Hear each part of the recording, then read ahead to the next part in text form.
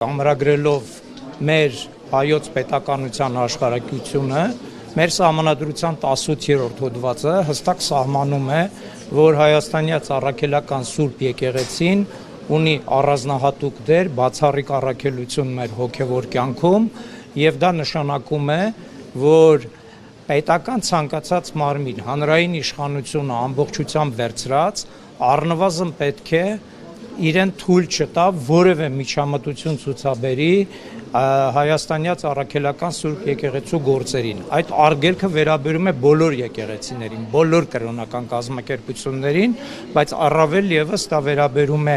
այն ազգային եկեղեցուն, որու հատուկ դերը Հայաստանի Հանրապետությունը սահմանադրության եւ օրենքի մակարդակով ճանաչել է։ Այն գործողությունները, որոնք որ կատարում է Փաշինյանը,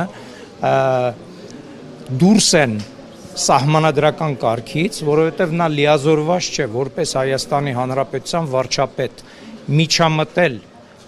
մասնավորապես հայաստանյաց առաքելական Սուրբ եկեղեցու ներքին ինքնավարությանը գործերին։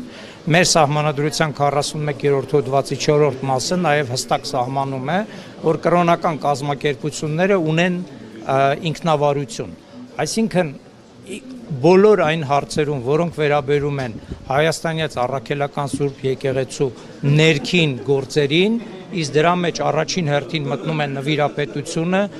եկեղեցու սպասավորների եւ պաշտոնատար անձանց նշանակման, ազատման եւ այլն կարգը,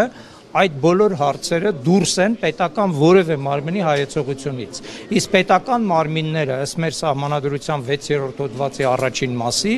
իրավունք ունեն կատարելու միայն այնպիսի գործողություններ, որոնց համար իրենք լիազորված են սահմանադրությամբ եւ օրենքներով։ Ուստի այստեղ որևէ կասկած չկա, որ Փաշինյանը իր գործողություններով, իր արտահայտություններով ուղղակիորեն միջամտում է հայաստանյաց առաքելական Սուրբ եկեղեցու գործերին եւ դրանով նա խախտում է Հայաստանի Հանրապետության սահմանադրության իմ մատնանշած հոդվածները։ Եկեղեցին խառնվում է քաղաքականությանը, հայերենք ինչու են քաղաքական հայտարարությունները։ Նույնիսկ եթե ընդունենք այդ պնդումը, որ եկեղեցին ուրեմն խառնվում է քաղաքականությանը, Փաշինյանի նպատակադրությունը հասնել մի այնպիսի հայրապետը հրաժարական տա եւ կաթողիկոս ընտրել այնպիսի մի անձի, որը իր քիմքին հարմար է։ Սա է Փաշինյանի նպատակը։ Ինչ վերաբերում է այն պնդումներին, որ եկեղեցին ուրեմն միջամտում է քաղաքական գործերին, ապա եկեղեցին իրավունք ունի քաղաքական հարցերի շուրջը, հատկապես երբ որ դրանք վերաբերում են մեր ազգային պետականության գոյությանը, իրապես արտահայտելու իր կարծիքը, կաննշելով իր կարծիքով, թերությունները մատնանշելով եւ հարգալից վերաբերմունք ցուցաբերել եկեղեցու նկատմամբ, նման արտահայտությունները կարող էին տեղ ունենալ, բայց Փաշինյանը անցել է ցինիկաբար բոլոր այն կարմիր գծերը, որոնք վերաբերում են եկեղեցուն։ Եվ եթե մենք լսում ենք Փաշինյանի խոսույթը եւ Փաշազադեի խոսույթը, դրանք իրարից չեն տարբերվում։ Հետևությունները ինքներդ արեք։ Արդեն սկսվել է։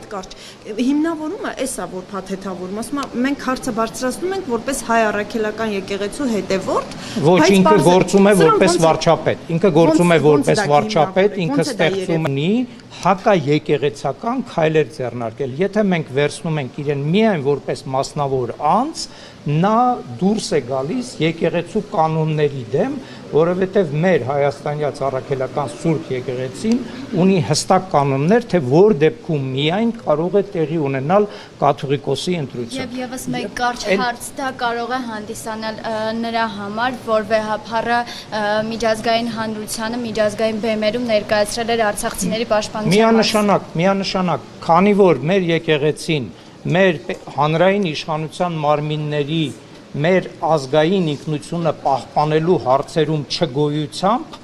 պայմանավորված կաթողիկոսը կատարել է նման հայտարարություններ